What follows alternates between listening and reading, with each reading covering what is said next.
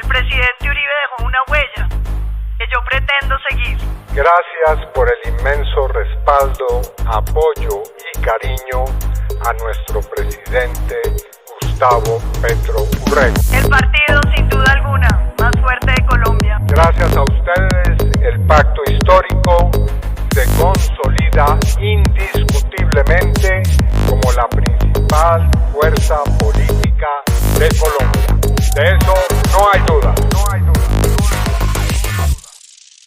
Bueno, este es el Balcón de Hierro, recuerden seguir suscribiéndose ahí en el YouTube, seguirnos en nuestras redes sociales, @Balcón de Hierro.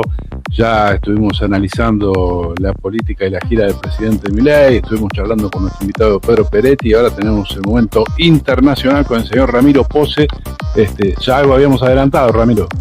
Sí, nos metemos de lleno en Colombia, una elección que pasó un poco desapercibida teniendo en cuenta que la información internacional está centrada en lo que pasa en Irán y en Medio Oriente, pero hubo elecciones legislativas y también primarias de algunos partidos en Colombia.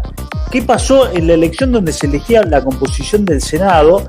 El pacto histórico, que es el partido de Gustavo Petro, el presidente de Colombia que estamos viendo, logró ganar las elecciones. Ahora fíjate qué curioso lo fragmentado que es el escenario político en Colombia, porque el pacto histórico gana las elecciones con el 22% de los votos nada más.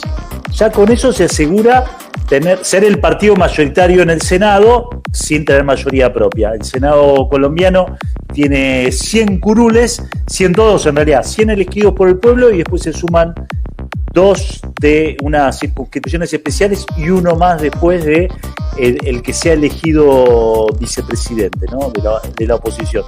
Y en definitiva, con esta victoria del 22%, Pacto Histórico logra 25 curules, es decir, un cuarto del Senado, y el que se consolida como el principal partido de la oposición es el Centro Democrático, cuyo referente es Álvaro Uribe, expresidente colombiano, que marcó un poco la impronta de Colombia en la década del 90 y principios de 2000, y el que llevó adelante la guerra con los narcos y también con la guerrilla, y que algunos le reconocen que después del gobierno de Uribe en Colombia se pudo volver a circular por tierra. Yo recuerdo haber visitado Colombia en el 2003 y pude viajar por tierra, y eran los primeros años que eso se lograba, porque antes solo podías viajar por un avión porque el resto del territorio estaba bajo la influencia y el dominio de o grupos guerrilleros o grupos paramilitares o grupos narcos.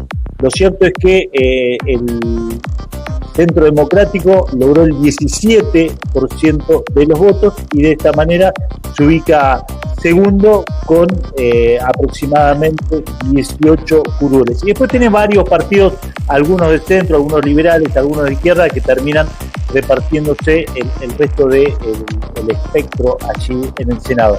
Después, por otro lado, hubo primarias y también Centro Democrático eligió quién será, en este caso, su candidata a presidenta. El partido de Álvaro Uribe, Centro Democrático, eligió a la senadora Paloma Valencia, que ganó con una gran mayoría dentro de esa primaria y se impuso con el 45% de los votos.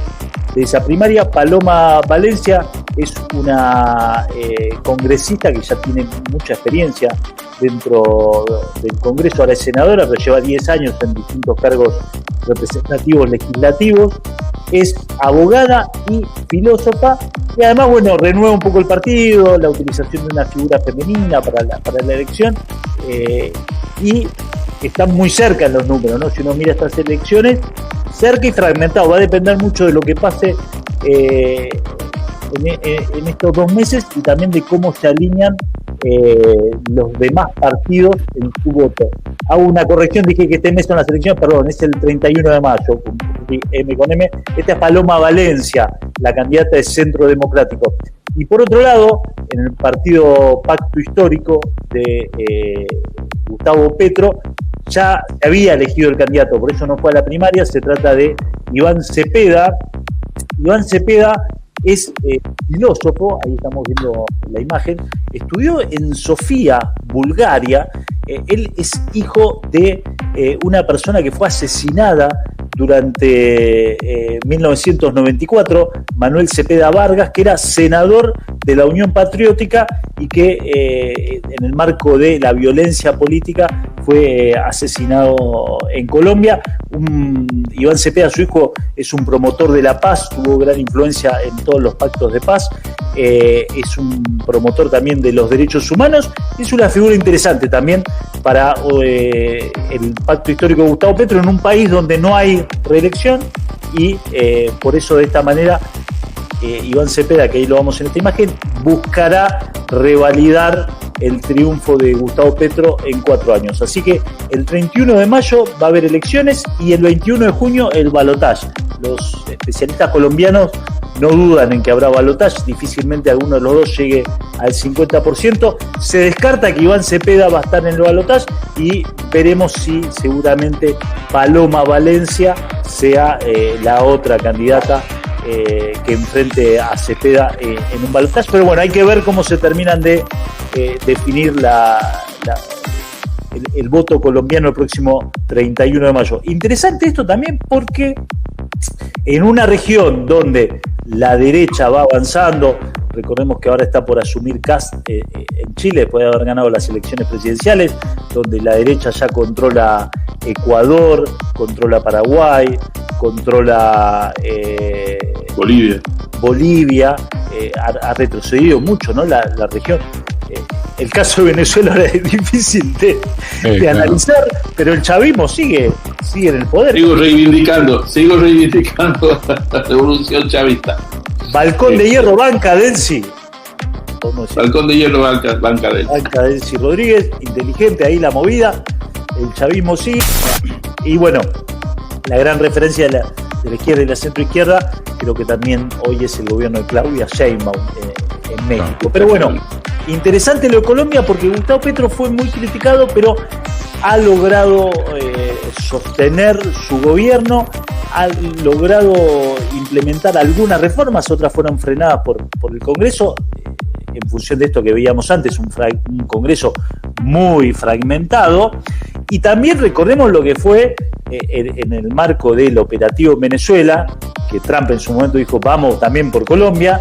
Gustavo Petro viajó a Estados Unidos y Trump terminó diciendo, Petro es un fenómeno, logramos acordar determinadas cosas, porque Petro básicamente dijo, mira, nosotros estamos enfrentando al narcotráfico, hicimos esto, y los narcotraficantes, ¿sabes lo que usan? Armas norteamericanas. Así que empezá a controlar vos, bueno, le puso los puntos de una manera, y Trump reconoció en Petro un aliado contra el narcotráfico y de alguna manera desarmó ese discurso que se construyó para invadir Venezuela, que hablaba de organizaciones narcoterroristas. ¿Recuerdan el clan de los soles, creo que era, donde se le adjudicaba a Maduro esa pertenencia? Y la justicia norteamericana dijo, no hay ninguna prueba, ese es un invento norteamericano, el clan de los soles. Bueno, fue la figura a través de la cual se buscó atacar a Venezuela y también a Colombia. Venezuela se trajo a Maduro, pero el chavismo supo negociar, como dicen que ahora está negociando también Cuba la transición, o veremos lo que sucede en Cuba. Vamos a trabajar en alguna nota sobre Cuba para Balcón de Hierro, porque me parece que es un tema que tendríamos que... Está complicado con el tema del combustible, ¿no? Está bastante complicado. Está muy complicado, están desarrollando la utilización de energías alternativas, pero bueno, es muy difícil. Pero bueno, lo cierto entonces, para cerrar el tema Colombia, es que Gustavo Petro logró un buen triunfo en el Senado y esto catapulta de alguna manera a Iván Cepeda como candidato.